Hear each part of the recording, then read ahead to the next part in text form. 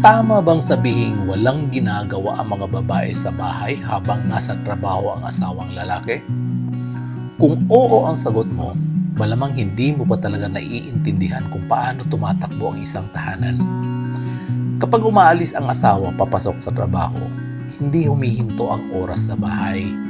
May mga batang aasikasuhin, pagkain na ihahanda, labada, linis, bills, schedules, assignments, at sandamakmak na maliliit na problemang kailangang lutasin bago ka pa makauwi.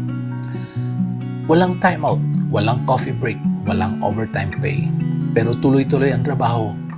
Hindi ko sinasabing mas mahirap ang nasa bahay kaysa nasa opisina. Ang punto ko, magkaiba ang laban. Parehong may pagod, parehong may sakripisyo. Ang problema, marami kasing lalaki ang magaling magbilang ng kinikita pero nakakalimutang pahalagahan ang tahimik na serbisyo ng asawa. Kung ang tingin mo sa pagiging housewife ay wala lang, subukan mong ikaw ang gumawa ng lahat ng ginagawa niya sa loob ng 1 linggo nang walang reklamo at walang pahinga.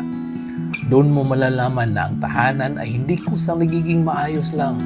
May taong araw-araw nito nag-aalaga. A house is built with concrete, but a home is built with love and care. Bago mo sabihing wala siyang ginagawa, siguraduhin mo nakita mo na mga gawaing hindi sinuswelduan. Ngunit siya ang bumubuo, nagpapatatag at nagbibigay buhay sa pamilya mo. Sana nga.